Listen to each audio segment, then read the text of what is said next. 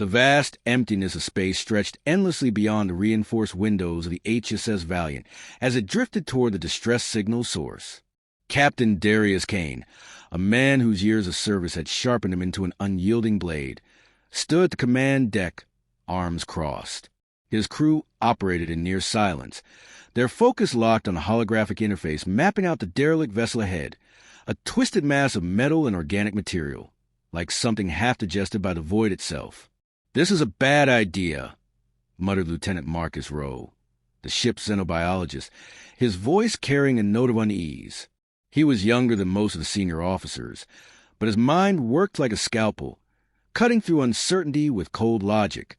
Sergeant Adrian Locke, clad in reinforced armor, leaned against the bulkhead, checking his pulse rifle with the ease of a man who had seen too many battles. "Bad ideas are usually how we make history, Doc," he said, smirking. The ship's AI, Vanguard, pulsed a warning across the displays. Unidentified organic materials detected. Presence of unknown technology. Structural integrity compromised, but stable. No life signs. Still think it's a bad idea? Kane asked, arching an eyebrow at Rowe. Rowe exhaled sharply. Only more so. Despite his misgivings, the boarding team was assembled within minutes. Locke led a group of 4 heavily armed Marines, with Rowe and Ensign Joel Carter, a young but capable field technician, bringing up the rear. The airlock cycled open, and they stepped onto the derelict surface. Inside, the corridor walls pulsed faintly, as though the ship itself were breathing. A viscous substance clung to the bulkheads in irregular patterns, dark like coagulated blood. The air smelled stale, with an undertone of something metallic. "Lights on," Locke ordered. Beams of white cut through the dimness, revealing the carnage within. Bodies, if they could be called that, were strewn across the floor, limbs twisted at unnatural angles. Some were split open, their inside scooped clean. Others had ruptured from within, their rib cages splayed outward like grotesque flowers in bloom. Carter swallowed hard. "Jesus," Kane's voice crackled over comms. "Report. Dead crew. And, sir, they weren't killed by weapons," Locke replied. He crouched beside one of the bodies, nudging it with the barrel of his rifle. It crumbled at the touch, its flesh sloughing away like brittle paper. Rowe knelt beside him, scanning the remains. "This isn't decomposition. It's something else. Some kind of accelerated decay." Locke straightened. "Either way, whatever did this is either dead or long gone." "Or watching us," Carter muttered.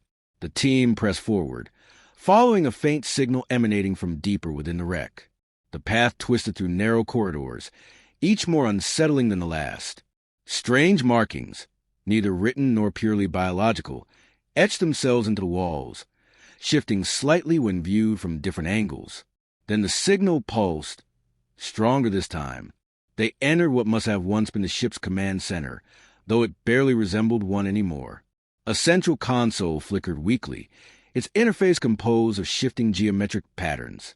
"This might be the source of the distress beacon," Carter said, stepping forward.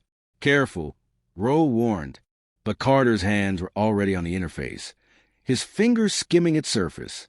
The symbols reacted instantly, spiraling outward as the console flared to life. A deep, resonant hum filled the chamber. Then something moved. The floor beneath them vibrated as unseen mechanisms ground into motion. The markings on the walls pulsed in unison with the console's glow. And from the shadows, something slithered. "Contact!" Locke barked, raising his rifle. A shape coalesced in the dimness. Something tall, segmented, and wrong. Its exoskeleton glistened, shifting between liquid and solid. Its head, if it had one, split open into a lattice of needle-like appendages. Rowe's breath hitched. "That's not possible." The creature did not lunge. It did not hiss or shriek. It simply stood, watching, observing. Then the ship trembled, and the voice came. It was not spoken aloud, nor was it transmitted through their suits. It bypassed all barriers, pressing directly into their minds. A cold, surgical presence that carried with it a weight of centuries. "You have declared conflict." The words were not a threat. They were a statement of fact. Kane's voice erupted over comms. "Pull out." Now! Locke didn't need to be told twice. He fired the first shot, a single burst of plasma that seared through the creature's form. It reacted instantly, shifting away as though reality itself bent to accommodate its movement. The hum from the console grew louder, the entire ship resonating with it. Carter yanked his hands back from the interface, but it was too late. A final pulse surged outward, an invisible ripple that extended far beyond the derelict. The distress signal had never been a call for help. It had been a beacon. And now, something had answered. The walls began to fold inward, closing like the maw of some unfathomable beast. The ship was coming alive. "Move!" Locke shouted.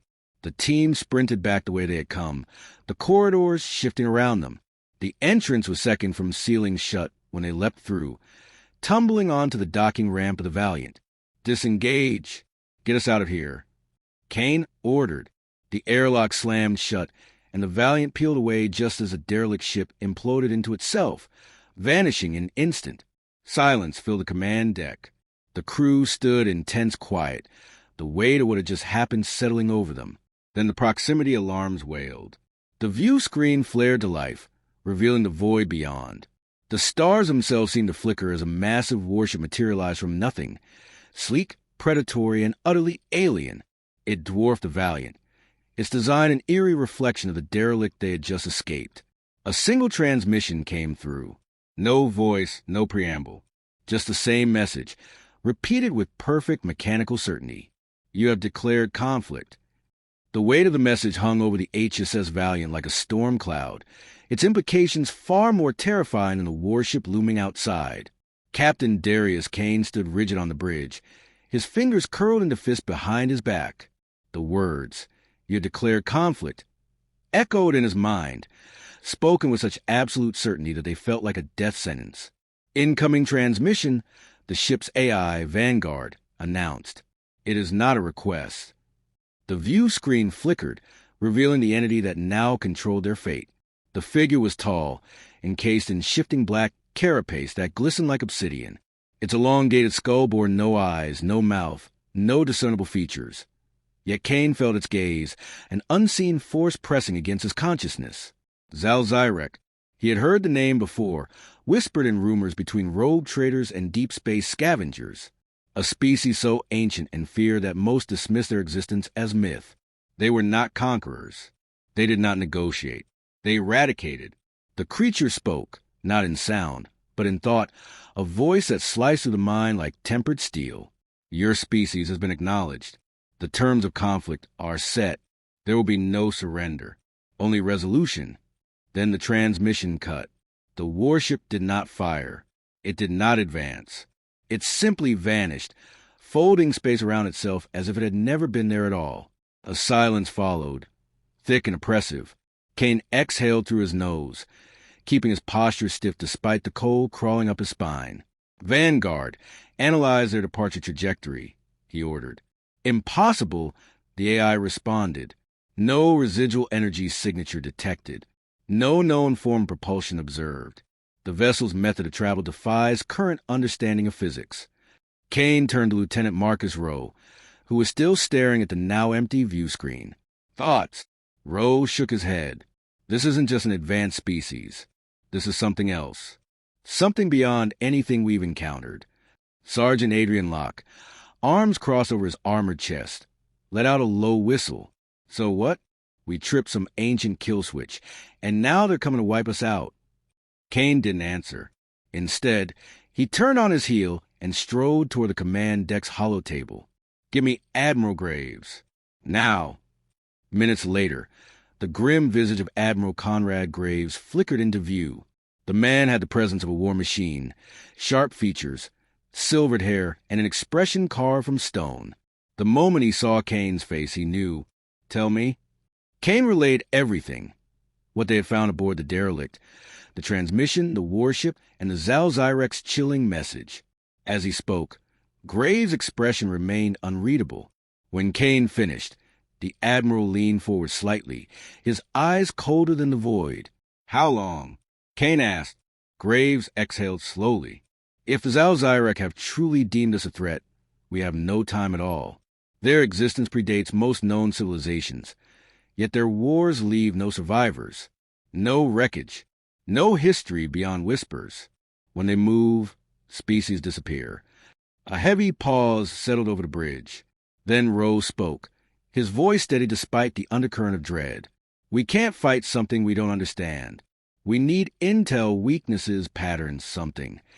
Graves nodded, agreed. The Terran Defense Fleet is already mobilizing. I want your crew at high command within the hour. There's more you need to see. The transmission cut, and Kane turned to his men. You heard him. Prep for jump. The Valiant arrived at Terran High Command, a sprawling station orbiting the core world of Persis Prime. Even from the bridge, Kane could see the rapid movement of warships docking, refueling, and deploying. The air in the command chamber was thick with urgency. Graves stood beside Intelligence Officer Elias Wren, a man whose reputation for uncovering buried truths made even politicians uneasy. Wren wasted no time, pulling up a three-dimensional display of a system Kane didn't recognize. This, Wren said, is the last known location of the only species to have ever survived contact with the Zalzirek. The image zoomed in, revealing a dead world, charred, cratered, and lifeless. They call themselves the Soldar, Wren continued, a species on par with humanity in technology and warfare. According to recovered records, they engaged the Zalzirek in open battle nearly 12,000 years ago. The war lasted less than a year. When it ended, every Soldar colony, every fleet, every trace of their existence was erased. Kane narrowed his eyes. And yet, you said they survived.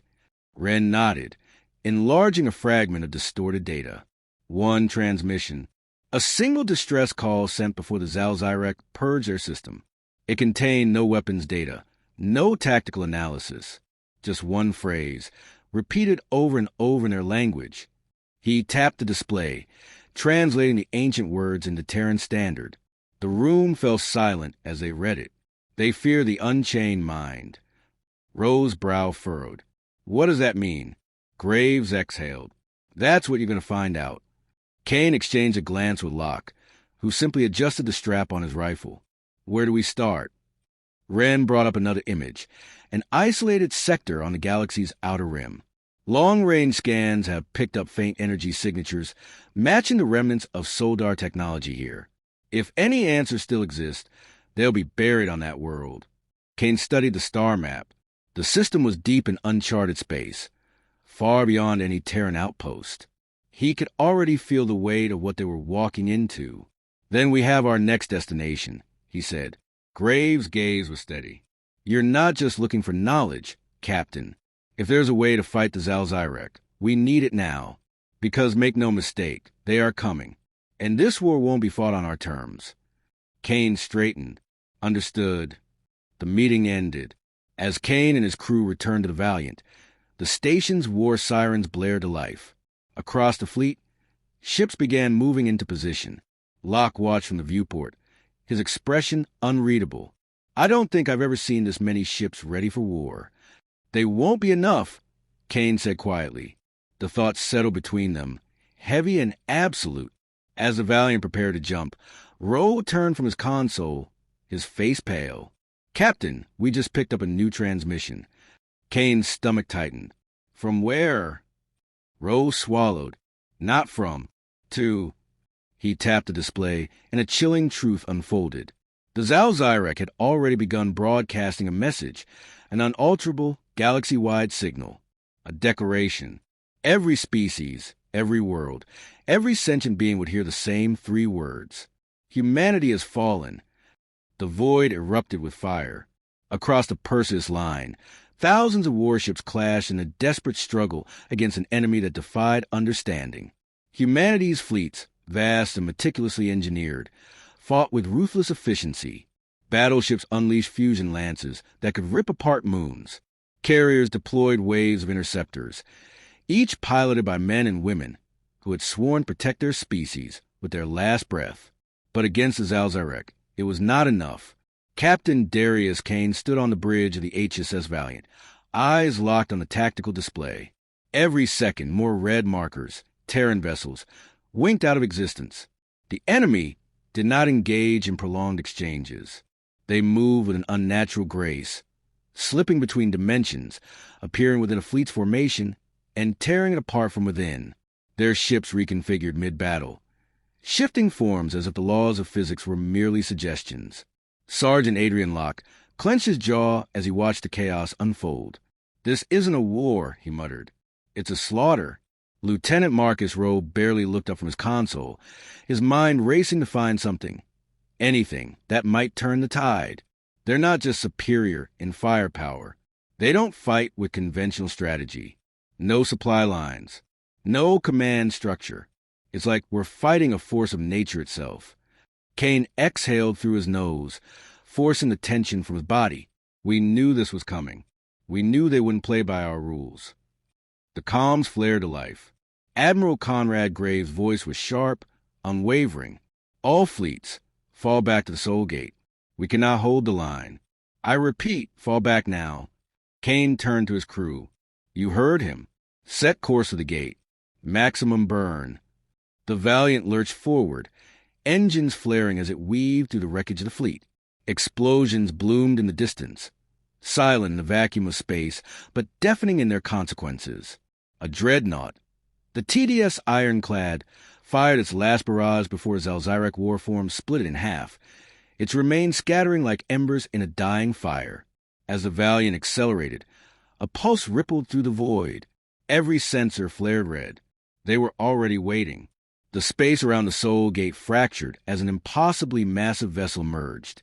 Unlike the Zalzirek ships seen before, this was not sleek or shifting. It was monolithic, a construct of black stone and living metal, its form stretching miles in every direction.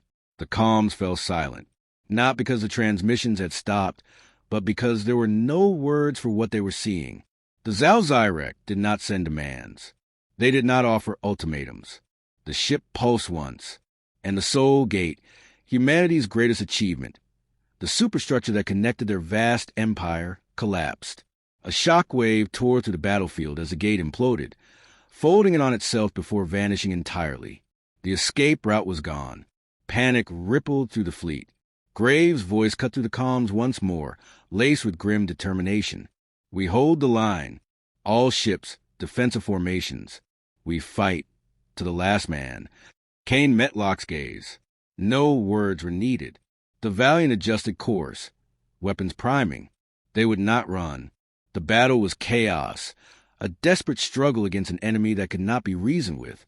The Zalzirek did not simply destroy ships. They unmade them, twisting their very matter into nothingness. Fighters screamed to the void, dodging tendrils of living energy that snatched them from existence. Kane barked orders, keeping his crew focused. Target the smaller warforms. Isolate and eliminate. Locke led the weapons team, his hand steady as he unleashed precise, calculated fire. The Valiant was smaller than a dreadnought, but it was nimble, its pulse cannon slicing the battlefield like a surgeon's blade. Then, amid the madness, Rowe's voice broke through. "Captain, I think I found something." Kane turned sharply. "Talk to me?" Rowe's fingers danced across the console, overlaying real-time data onto the view screen. The Zalzirek ships aren't indestructible. They phase out before impact, but there's a fraction of a second where they exist fully in our reality. If we can sync our weapons to that frequency. Kane didn't need to hear the rest. "Locke, you get that?" The sergeant was already moving. On it, the Valiant pivoted, targeting a Zalzirek warform as it tore through a nearby cruiser. Locke adjusted the firing sequence, setting the cannons to match the shifting frequencies. He took the shot. For the first time in the battle, a Zalzirek vessel did not evade. The plasma round struck true, detonating within its core. The ship convulsed, its form destabilizing, before it shattered into nothingness. A stunned silence followed. Then, across the fleet, the tide began to shift. The Terran ships adapted. They synchronized their weapons. And one by one, the Zalzirek began to fall. It was not victory. Not yet. But for the first time, humanity had drawn blood. Kane exhaled, his grip tightening on the command rail. "We just told them we can fight back. And somewhere Beyond the battlefield, the Zalzirek were watching. The HSS Valiant drifted among the wreckage of a battlefield that had nearly become humanity's grave. Smoke curled from the scorched plating along its hull, the scars of the fight evident across its surface. The once mighty Terran fleet had been reduced to fractured remnants, but they had held the line, if only barely. And for the first time, the Zalzirek had bled. Captain Darius Kane stood on the bridge, exhaustion weighing on his shoulders. The crew moved with quiet efficiency, the usual hum of chatter replaced by the unspoken weight of what they had just survived. Reports streamed in, ship losses, casualty counts, supply shortages. Each number was a wound of its own, but there was no time to mourn. Not yet. Lieutenant Marcus Rose studied the battle data, his mind racing. "We shouldn't have survived," he muttered. "Their technology, their tactics, they should have wiped us out." Sergeant Adrian Locke leaned against the console, arms crossed over his chest. His expression was grim, but determined. "But they didn't." Kane exhaled. "Because we found their weakness." Rose shook his head. "No, that's just it. The Zalzirek never have weaknesses. They consumed entire civilizations without a single recorded defeat. Yet we adapted. Fast. Too fast. And they hesitated." Locke narrowed his eyes. "You think they were what?" Surprised. Kane turned to the tactical display, watching the final moments of the battle replay in silence. The Zalzirek had been relentless, their war forms shifting through dimensions, erasing ships as if they had never existed. But the moment humanity found a way to counter them, when the first of their vessels fell, they had paused. It had been brief, almost imperceptible, but it was there. "They weren't prepared for us to fight back," Kane said slowly. "They expected submission, extinction, not resistance." Rose's fingers danced across his console. "Their war doctrine is absolute annihilation. No negotiations, no drawn-out campaigns, just deletion." He paused, then turned to face Kane. "But they're not used to species that can adapt in real time. That's our edge." Locke let out a low chuckle. "So we're stubborn sons of bitches. That's our grand advantage." Kane allowed himself the ghost of a smile. "Not just stubborn, unpredictable." The Zalzirek were supreme in their dominion over physics, their ability to phase between dimensions, to twist reality itself. But they were rigid in their execution. Every battle they had fought was a foregone conclusion before it even began. They had never encountered a species that could improvise, that could learn and evolve in the middle of combat. And now they had. The thought sent a chill down Kane's spine, because that meant the Zalzirek were already adapting in return. The comms flared to life, and Admiral Conrad Graves' voice cut through the static. "All surviving command officers, report to High Command immediately. We have a situation." Kane exchanged a glance with his crew. There was no need for words. Minutes later, the Valiant docked at Persis Prime, where what remained of the Terran High Command had regrouped.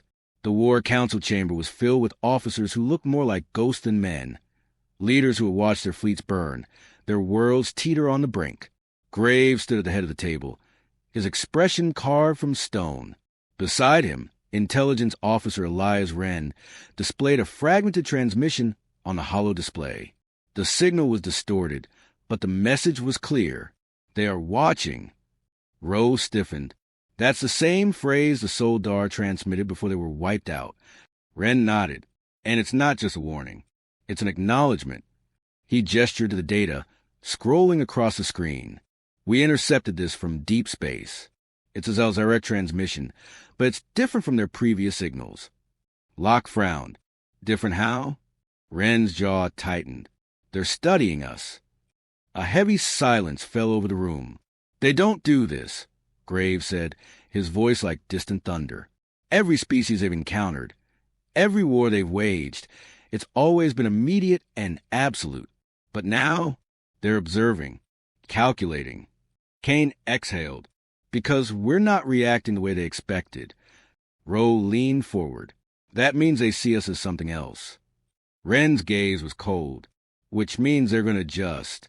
They won't make the same mistakes twice." Locke's fingers drummed against the table. "So what's our next move?" Graves turned to Kane. You said it yourself. Our strength is in our unpredictability. If we let them dictate this war, we lose.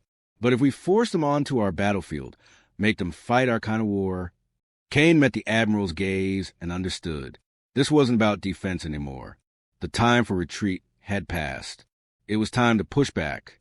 The Zalzirek had come expecting a slaughter.